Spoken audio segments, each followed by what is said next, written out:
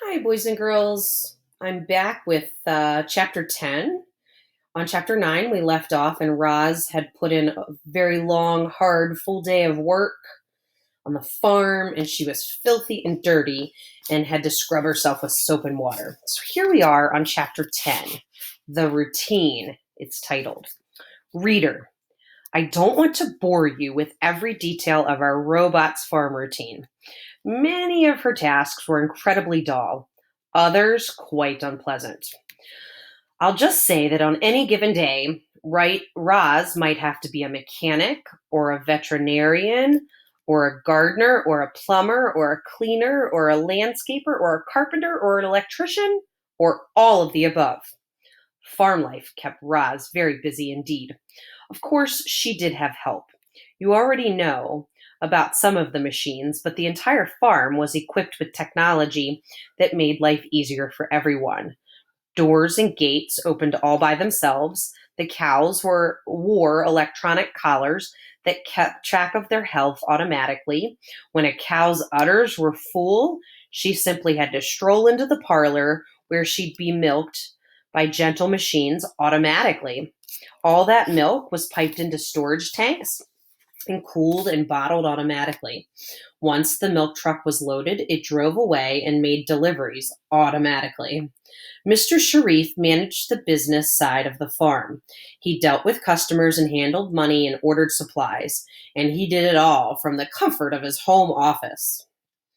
Now that he had a robot to do all the farm work, he hardly ever left the house. Roz was more content than she had ever expected to be. Most of her time was spent outdoors with animals under the wide open sky. Even while laboring in the fields, she could always stop to smell the flowers and look up at the clouds, feel the cool air drifting out from the trees. And yet Roz was living two lives. When she had the farm to herself, she could play with the calves or run through the grass or chat with the wildlife. But whenever the Sharifs were near, Roz had to pretend to be a normal robot. She could never let them know who she really was. Chapter 11, The Stragglers. Wild geese are known for migrating in the autumn and the spring. But exactly when a flock migrates is up to its members. Some flocks choose to fly early in the season. Others straggle far behind. And when it was one of these straggling flocks that caught the attention of our robot. Honk, honk, honk. The geese were heard before they were seen. Their honking voices echoed across the farm, and then the flock appeared above the fields. Flying in a wobbly V formation, they glided over the pasture and plunked down in the pond. None of them were very concerned as Roz approached. The geese had seen similar creatures on other farms, and they knew there was nothing to fear. But they were about to learn that our robot was very different than others. "Hello, geese," said Roz. "Welcome to Hilltop Farm." The geese froze. They stared at Roz with suspicious eyes, and then the biggest goose slowly swam over.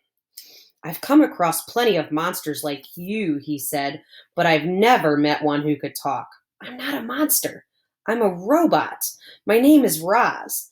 The goose scratched his head. "Well, it's nice to meet you, Roz the robot," he said at last. "My name is Wingtip, and this is my flock." Roz gave a friendly wave, and soon the flock was gathering around, curious to meet this odd character. As you can imagine, these geese were shocked to learn that Roz had a goose for a son.